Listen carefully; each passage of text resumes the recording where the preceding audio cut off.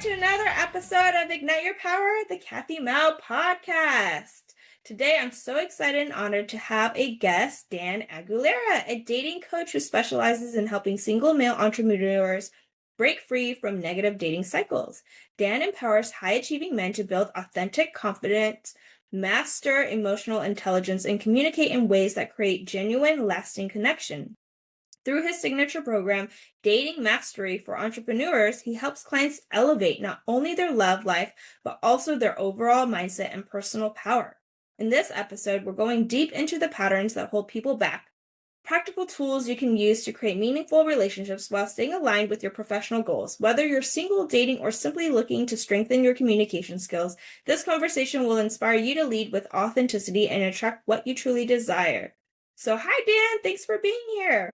Hi, Kathy. Thank you for having me. I'm really excited to be here. Yes, I'm so excited to get a male perspective of dating and like tapping into the male, I guess, psyche a little bit and just to see because we are different in the way we analyze or take in and even having emotional intelligence, right? Like males just think differently and it's just programmed in you guys. So before we dive into dating strategies, can you share your personal journey? What inspired you to work with single male entrepreneurs and create dating mastery for entrepreneurs? Yeah, so a little background on me. Growing up, my parents divorced when I was pretty young, so I didn't have a father present in my life growing up to teach me healthy masculine traits, and I didn't have any immediate male family members. So you could say I grew up with sort of what's now called the nice guy syndrome, and in my adolescence, that led me to be very shy and insecure in general, and especially with women. And as I got into my college years, into my early 20s, my lack of success with women started to take a toll on my mental health and my self-esteem. And I didn't realize how bad it was at the time. Like an example, in my college years, I was in a fraternity, and of course, we used to have a lot of parties, and all the guys I knew were always getting girls, getting dates, having sex, and just having so much success with these girls. And I tried my best to step out of my comfort zone, ask girls out, and I would just get shut down every time. The only girls who seemed to like me were the girls I wasn't interested in. So I'm like, what is wrong with me? There's something inherently wrong with me. Just what is it? As I got deeper into my 20s, I did a lot of reading about dating books, did listen to some podcasts, started following some dating coaches online. I started learning about female psychology. And you were just saying how we're very different. I started to learn how women think very emotionally, whereas men think very logically. And that was a huge aha moment for me.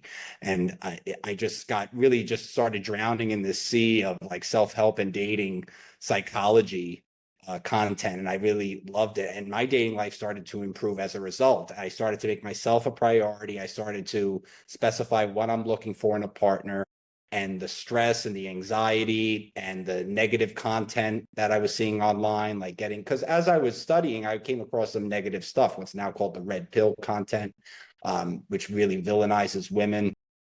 So, and so finding that all out for myself, I decided I wanted to make it my life's mission to coach other men through it. Because let's face it, we live in a world where men aren't really encouraged to express their emotions, especially with dating. They're taught that they have to be successful with women in order to be perceived as high value. So that forces them to have to conjure up these stories about female success and great dating strategies and relationships.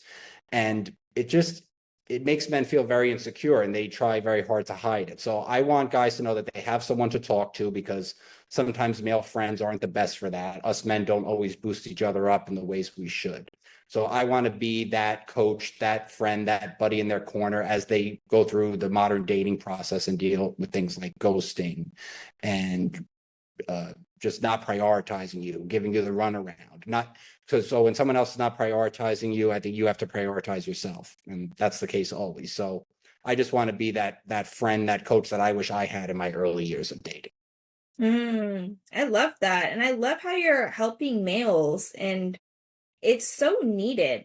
Like what you said, men feel like they have to get a lot of women in order to feel high valued, but that's such a vicious cycle because if you think about it, it's like being a player, but it's not good and healthy for both the females or males being in that situation, because then women feel used and abused, and it's like a whole cycle of negativity that we all shouldn't even have to go through, right? It's like the dating game is not fun. And I think when we talked about this before, is like I mentioned, I was like, oh, thank goodness I don't have to go date anymore. And you're like, well, that's the thing. Everybody has a negative connotation about dating. And why is that? Why do you think that there's so much negativity about dating? Well, yeah. So going into, especially with high performing men, entrepreneurs, successful businessmen, a big reason that I see they get discouraged is because they tend to be very outcome oriented. When they approach a woman, ask a woman out, their main goal is to get her number and get her on a date. And if she doesn't want to give her number, doesn't want to go out with him, they view it as I failed, and they start to internalize that rejection, and it becomes really painful. So they feel that getting a girlfriend, getting into a relationship, I'll never have to deal with all that again. I won't have to experience that hurt again. I can just have somebody that's always going to love me, always going to boost my ego. And that's just such a backwards way to approach dating, because if you don't love yourself, if you don't have that confidence within yourself, and approach a woman with the mindset of, I wonder what she's like, rather than, I just need to go out with her because she's so beautiful and she would make my life so much better, you're setting yourself up for heartbreak, and you're going to internalize very negative and toxic feelings that are only going to pedal you backwards towards achieving your goals. So it's a huge mindset shift that, again, society doesn't promote that. A lot of content online, movies, TV shows don't teach us to think that way. So that's why I feel that my approach is going to be very beneficial to me. Yeah, I love that. I love how you give that perspective, because it is all about self-love, though. You can't have that ego get in the way of you doing something, because in the end it's hurting yourself and the person that you're talking to or trying to get your number per se, or trying to get that connection. It really is about self-love. And a lot of men, I don't know how much you guys do love yourselves. I feel like men do love yourselves, meaning you guys set boundaries. You guys already are taught certain ways to, I guess, per se, have your own little bubble. And women are already taught at a young age to like give and to give to others, or whatever it may be, right? Society already has what male and females should play a certain role in.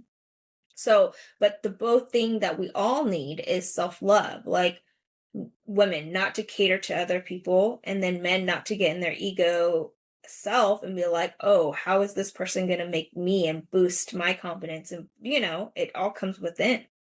Another person cannot make you feel a certain way. Only you can make yourself feel a certain way, right? That is true. Yeah. Yeah, I'm sure that's what you teach people, right? Well, I'm glad you mentioned boundaries, because you'd be surprised how many men lack those boundaries. And that's a huge uh, handicap in the dating process, especially with a beautiful woman. They feel they can't say no to her, they fear losing her. So they compromise on their boundaries in order to just receive her approval. And they don't even realize they're doing it. So boundary setting is a big proponent of my coaching program.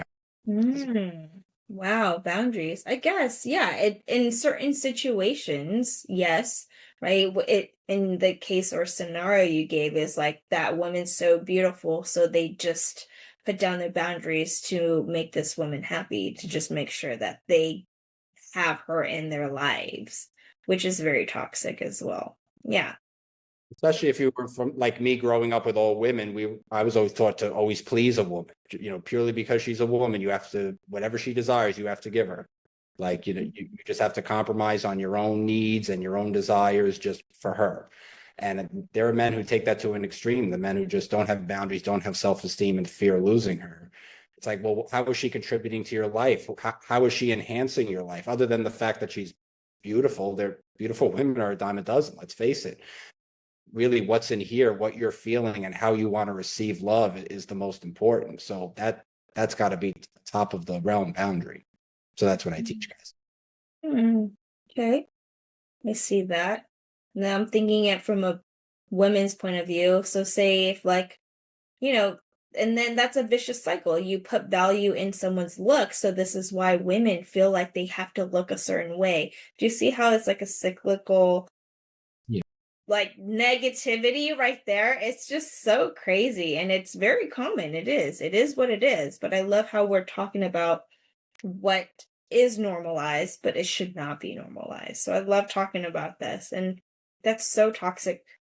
And if you're teaching men to break free from that, that helps the men and the society to break free from the toxicity, so then it can bring better and more aware men. So the work that you're doing is really beautiful and amazing, which is Appreciate. awesome.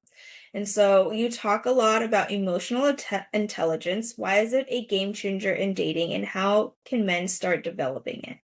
Yeah, it's very hard for men because, as I think I mentioned before, we're not taught to express our emotions. We're taught to suppress them because it's not seen as masculine. But the big thing with emotions, again, starting with the self, when you feel yourself, and this doesn't just have to do with dating, it could be with anything in life, work or family situations. When you feel an emotion coming, instead of reacting, just recognize it. Just recognize what it is. Anger, fear, depression, maybe happiness, any type of emotion, recognize it and ask yourself why you're feeling this way and what do you need as a result of feeling this way? What will fix this? What will calm you down? So being aware of those emotions essentially helps destruct the words that come along with these emotions. Because let's face it, all of us, when we get really upset, sometimes we say things we don't mean, we exaggerate things. And so in that dating process, I teach guys to, when you start to feel a certain way about a woman, maybe she canceled a date on you, maybe she ghosted you. In more intense cases, if a woman cheated on you, just stop and ask yourself how you're feeling and what's the appropriate way to respond, not react. And once guys can master this, then they also become better at understanding women's emotions.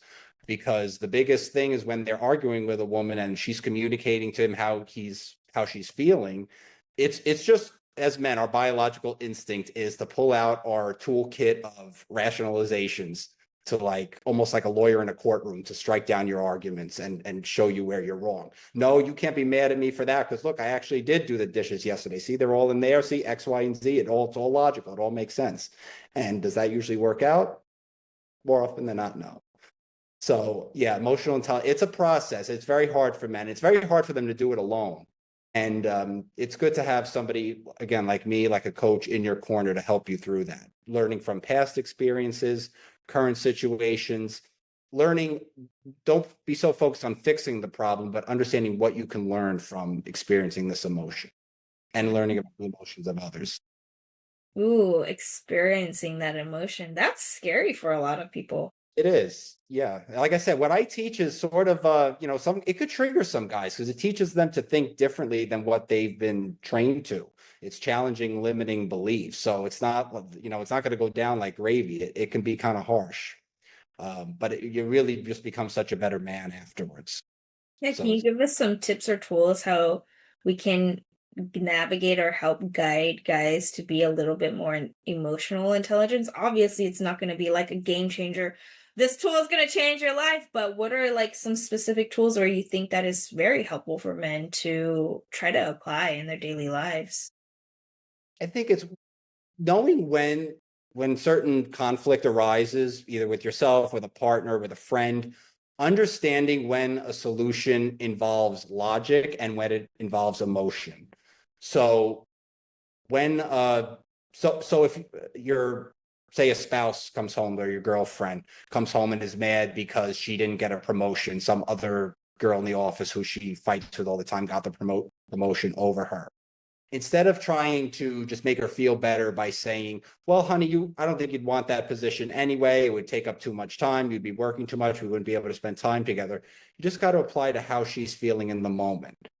Same thing like with an argument. Anytime you're uncertain with on how to respond, or you want to connect with her on an emotional level, you just ask, well, I know it's going to make you sound like a therapist, but how does that make you feel? And then when the woman replies, say, and what do you think that says about you or the situation? You just delve into the deeper meaning. Just forget the logical facts. If a friend comes to you and is upset because a girlfriend dumped him, you don't want to just demean the woman and say, well, she wasn't really good for you anyway. Like, just don't, it doesn't matter. The point is he still is sad because he lost her. He's still sad that the relationship's over. Pointing out logical facts is not going to change how he's feeling. Just relate to them on a more emotional level. Just ask questions. Well, how are you feeling right now? What could make you feel better?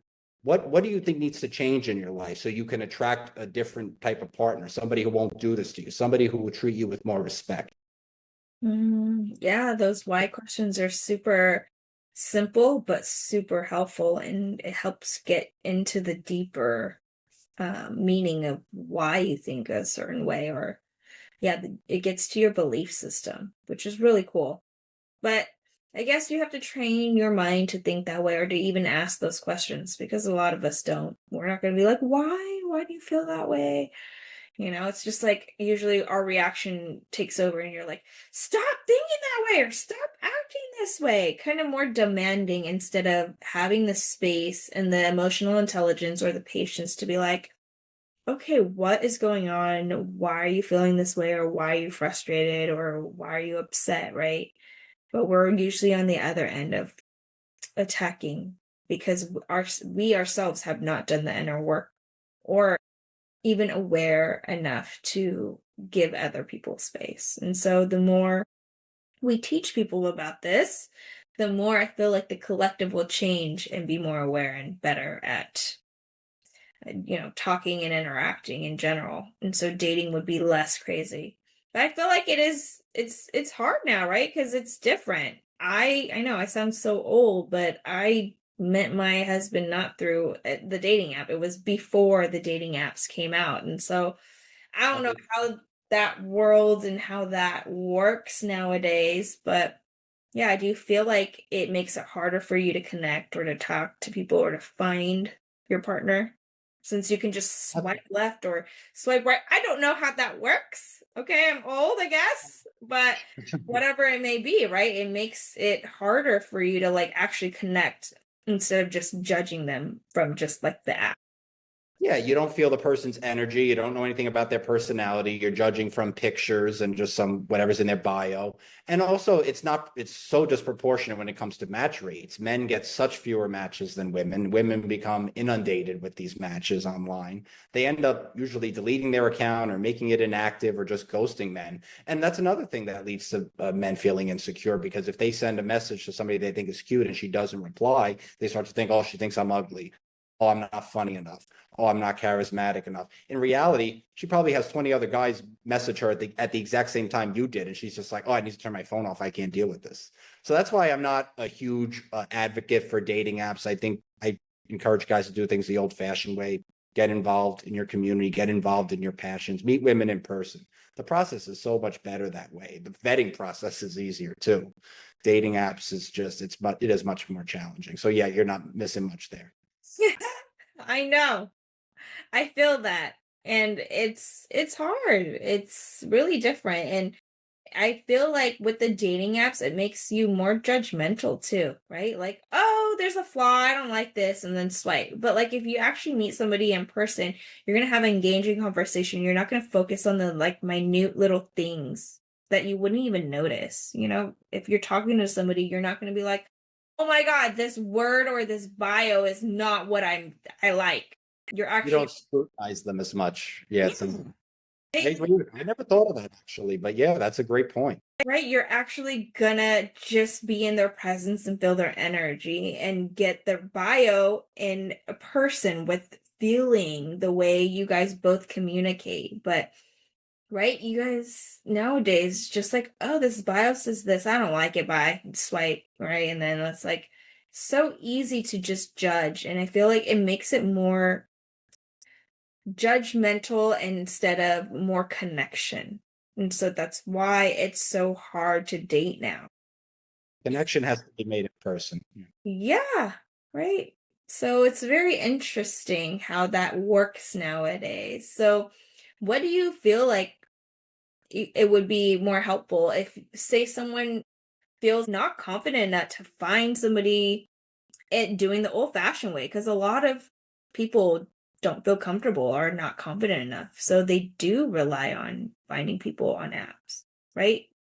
And so what would you give them some encouragement or some tips about if they don't have that confidence, how do they build that up and, be better in building it, knowing, I guess, knowing that the app is not the best way, but how would you lead a client to be like, okay, yeah, you're just finding all these women on the apps. That's why it's shotting your ego or making you feel less. What kind of advice would you give them to step into their confidence and to meet someone in person instead? Well, that I would have to delve into what exactly the fear is. Like, what's behind that fear? Is it an appearance aspect? Is it a personality aspect? Because I mean, if it's an appearance thing, I could always help. I'm into style, so I do help guys dress better. I help with wardrobe analysis and things like that. But if it's more of an internal confidence issue, I really just ask questions to destruct the limiting beliefs that they have about themselves and ask them to challenge those beliefs. So, for example, if they have just anxiety about asking a woman on a date, or they have a real fear of rejection and they really are not that social, I'll say to them, well, I want you to just get out of your house this week and just go up to a random person. Doesn't have to be a person you're attracted to. In fact, it's better if it's not a person you're attracted to. Just make simple conversations. How's your day going? Ask what their name is. If you're meeting in a convenient location, an area where you can just get comfortable in talking to people, and just do that. Just start to get to know some people. In grocery stores, stop people and ask you, where do you have the flour? What aisle is where's the vegetable? Where's the produce section? Stop and ask for directions. If you're in a coffee shop, you can stop, ask a patron, say, hey, do you come here frequently? Would you recommend anything? Some people may not be receptive to you, and that's okay. It's an awkward approach. It's sort of like getting in the pool when you know it's ice cold and you just gotta wait for it to warm up for a minute or so. So yeah, guys who have that much social anxiety, I would give that type of advice. But whatever their exact fear is, like past traumas, past relationships, I just delve deep into what has caused them to feel insecure. And we just kind of just pull it apart, almost like Jenga. We just pull that, whatever, picture a Jenga block. This is the first time I ever thought of this analogy, but picture like a Jenga block, and we just kind of keep picking at blocks. Each question I ask is a block, and then eventually it just crashes. So that limiting belief is gone. Doesn't happen that quickly, but that's my method. I love that. I like that analogy. That's pretty cool. Thanks for sharing that. That makes a lot of sense. So, what's the difference between authentic confidence and the kind of confidence that can actually push people away? Yeah, well, I think this is where the whole alpha male mindset comes in, because let me tell you, when I started reading dating advice, everything was talking about to be the alpha male. Essentially, you got to make a lot of money. You got to be so secure in who you are, not have a care in the world, approach women like, part of my language, but approach women like you're the shit and like nothing bothers you. And again, this goes back to men suppressing their emotions and suppressing and I've come to love this word, vulnerability, suppressing their vulnerability, being afraid to put themselves out there, just simply acting like nothing bothers them and just trying to be perfect. I think is that shows fake confidence. Like when a woman is testing you, and we all know women test, like often through texting, if she's going to be late for a date or she tries to plan a date and you just kind of ignore it and let it roll off your back like it doesn't bother you, what that subcommunicates to her is that you're really pliable and that you're just willing to go along with whatever she says. However, if you very respectfully and assertively say, hey, my time is precious, please, I appreciate if you could try your best to be on time, or I'm trying to schedule this date with you, you haven't given me a confirmation. If you're not interested, please let me know. That's okay. I just don't want you to leave me hanging like this. That's something I use with women a lot. I don't like to be kind of left in the dark. I joke that, when it comes to a rejection, I want either a firm yes or a firm no. Don't leave me hanging like, oh, I'll let you know type of thing. I just respectfully say like, all right, well, that's fine. Again, if you're not interested, you could just let me know that. I just want to know for sure. No problem. But yeah, I say, but as far as true confidence goes, embracing vulnerability, accepting yourself for who you are and accepting your flaws, not trying to cover them up. Yeah, and that takes a lot of inner work and confidence and to really know yourself and be okay with all the flaws. And the funny thing is, when you date, you think you have to be the perfect version of yourself. So it gives you a lot of pressure. So both sides give each other that pressure. But why don't we come at it as like, let's just go and see what the other person's flaw is and if I can handle it or not. And if you can, then that means there's something there. And we all have flaws. We're all imperfect, but it's like the capacity that you can handle them or not. And I think about this with my husband because I'm like, I'm sure every partner, right? You get annoyed with them with certain things and you're just like, oh my gosh, how did I just end up with this person? But that's like, I'm able to actually handle it. I'm okay with it. Yes, it annoys me, but it's not like a break deal thing that I'm going to leave him for, you know? But if you notice that you can deal with the annoying things of them, that means you have something more there. And I feel like a lot of people nowadays can't even get to that point. And it's like, oh, you have one flaw. All right, bye. You Well, know? this comes back to the dating apps you were talking about, and because I think it has given the illusion, us both men and women, the illusion that we have so many options, so that we're less patient, we're less forgiving. So yeah, that's a negative, a big negative with dating apps. Yeah. So yeah, like and I think you just mentioned, like you can bond over your flaws, you can bond over your vulnerabilities. It draws you close, it draws you closer. Yeah. It really forms that emotional connection, not just the "I'm so perfect" type. Yeah. And we should come at it in that way. And I think it's just in general, it doesn't even have to be dating, even friendships, right? Like we should all talk about our flaws, or I know it may be weird, but like what makes us quirky, what makes us unique, and we should be all accepting of our unique qualities. And that should be like what we should focus on and be like, oh my god, that's so cool, you can do that.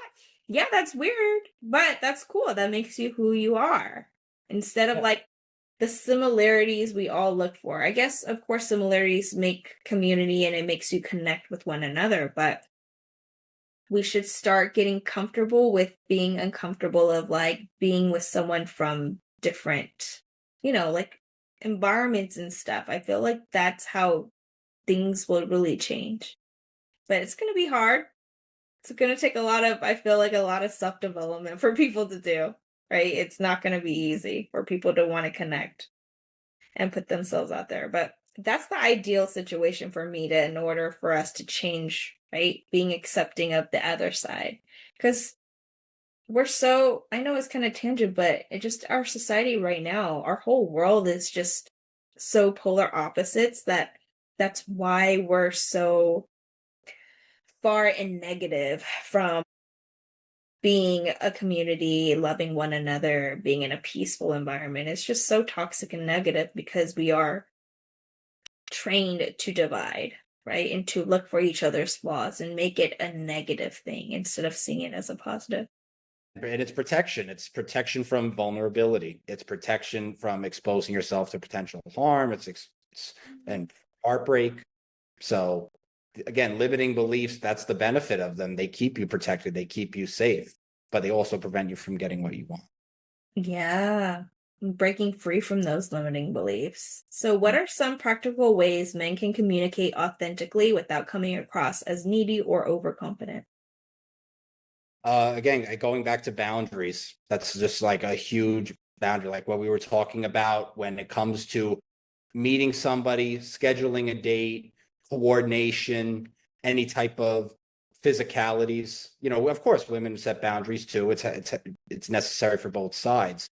But simply, neediness is when you're just seeking the other person's approval because you need their approval to feel better about yourself. When a man really internalizes what he needs and says, the person I date needs to have these qualities and needs to respect these boundaries, he just becomes a much more empowered man, and he loses that neediness, maybe slowly, but it starts to go away. So as much as women say all the time, like, oh, a man who does that is controlling, or he's bossy, or he's so intolerant, in reality, I think we've all come to realize by now, women prefer a man who sets healthy boundaries over a man over somebody who's just a yes man. Would you agree with that? Yes, of course. You never want a man just to say yes. It's very annoying and it just makes you. I've had a lot of males who was a yes man, and it's just such a turn off. Like, you really can't think for yourself, really? You really need to ask me for everything? Or you need me to, like, it just feels like you don't have a person there anymore. You have a robot saying, yes, yes, I can do it. I will do it, and it's like, oh, I don't need that. I don't want that. Like, are you going to use your own intelligence to let me know what you truly feel or think? Like, that's what's more attractive. It's like actually being with another person. That's why I love my partner. He is very straightforward about what he thinks and what he wants, and he will not break free from it. That's for sure. Like, if I tell him something, it's like, no, I will do what I need to do, in a healthy way. So that's attractive. Yeah, the yes man. So Other people can't respect you if you can't respect yourself. correct. A long time to learn that in my own personal life.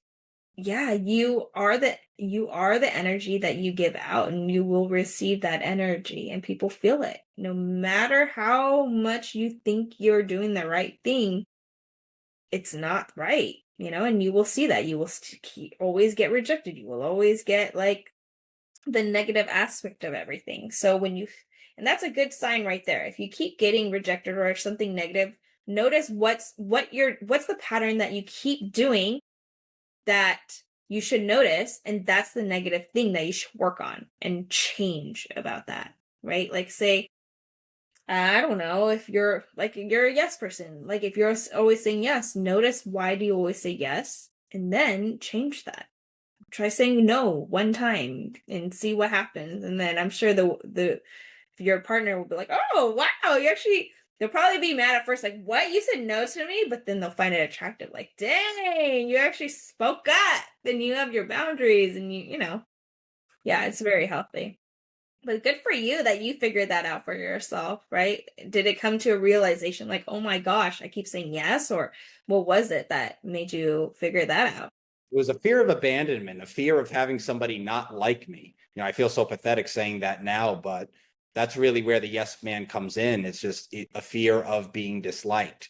But what I eventually accepted was the fact that, yeah, telling people no or just setting those boundaries is going to turn people away, some people away from me, but it's going to turn the wrong people away from me. And it's going to attract the right people to me, not just in my romantic life, but in my friend group and my family members, well, just your social circle. You attract the healthy people you want in your life, and you remove the toxic people, and it's pretty like effortless once you kind of practice it a little bit or get the hang of it. It's beautiful. It's like you're almost like on autopilot after that. It's not something you have to actively think about. Yeah, it's like any habit or belief system that you're trying to change or shift. That's awesome. I'm proud of you for doing that. You're doing the hard work. So, could you share a client success story that really illustrates how your program works and the transformation that's possible? Yeah, one guy I know, his big problem, well, he was a lot like me in the sense that he was insecure around women, and he had a hard time with talking with girls. And whenever he got rejected, he took it very personally. And his best strategy for meeting women was to go out with his buddies every weekend to a club and approach these really hot women who had nothing better to offer but their looks. And he really didn't get far with them. They would just totally ignore him, or they'd give him their number and then ghost him. And he just felt really depressed about that. And I had to like kind of ask him, like, well, what do all these women who are like giving you that type of disrespectful treatment, what do they have in common? Where are you? What type of environments are you meeting them in? Who are you with? Look at what your friends are doing. Yeah, your friends are getting drunk and horsing around like they're college kids. Meanwhile, they're guys in their 30s. What do you think that says about you if you're hanging around with these people? So he had to start cutting off communication with those guys and stop hanging out with them and pick up healthier hobbies. Joined a religious group, started picking up some sports, yoga classes, Pilates classes, started meeting healthy, beautiful women, but women, they were also beautiful on the inside, started developing those great connections, and stopped caring about outcomes. He was able to just have communications with women and ask for their number, not caring whether or not she said yes or no, because he knew it wasn't going to affect his self-worth. So he's doing really well now. He's just so confident. I've seen him make tremendous progress. I'm very proud. That's amazing. I love hearing stories like that. And again, that's another story of you are who you hang around with, or your energy. Like, what types of people are you hanging around with? They're either going to drain you or they're going to give you energy. And he was in the wrong place with the wrong people. And I have a lot of people or clients who do this, and they're just like, I'm working on myself. Why are things not changing? And then and then I asked him, I'm like, well, what else is changing beside you? Like who are you hanging out with? And they're like, oh, the same people from high school. Like, and I'm like, what do you guys talk about? I'm like, nothing in depth. It's all about complaining and etc. Like negative energy things. And I'm like, right there. Hello? If you cannot grow yourself with the people around you, they're literally draining you. They're complaining and you're giving that energy to them. So they're draining your energy so you're not able to like manifest the things that you want. Say a partner if you wanted that. Right? And you don't have energy and time for that. So that's beautiful that you made him aware of that and he was able to change his surroundings and get the outcome that he wants. And we can all do this. We can all do this work. But are you ready to take yourself out of your comfort zone and to step into the new you and to step into new places that you're not familiar with? A lot of us aren't, right? Right. So, yeah, that was great. I love that. So, for men listening today who want to start making changes right away, what are 3 actionable steps they can take to improve their dating life and attract the right partner? Yeah, I'm so glad you asked because on my website, as a matter of fact, I have an entrepreneur's dating strategy ebook. It's a free downloadable ebook. So there's 5 strategies, but the 3 that I think are the most important. Number 1, like we've been talking about a lot, shifting your mindset, removing those limiting beliefs. Just stop listening to the angry content online. Just stop absorbing the negativity and thinking that all women are money hungry gold diggers or that they're selfish or mean and that you're not deserving of love. Just rid yourself of that and challenge those beliefs. Go for it anyway. You'll be surprised at the transformation that's possible. And the second is self-awareness. This is something that men really need to start harnessing more because, like we talked about earlier, guys just go into it with a shotgun approach. I just want to get any woman that I find mildly attractive. I want to collect her like a trophy, and that's going to validate me and improve my self-worth. But when you got to stop and ask yourself, what do I really want in a woman? What are the qualities I must have? What are my ideal but negotiable qualities? And what are absolute deal breakers? Make that list out and then start to think about where you see a woman fitting in your life. What type of activities would you do together? Where are you going to meet her? How much time are you going to be able to spend with her and balance with your work schedule? And the third would be improving your communication skills and your emotional intelligence. We talked about that a lot, but that's a huge one.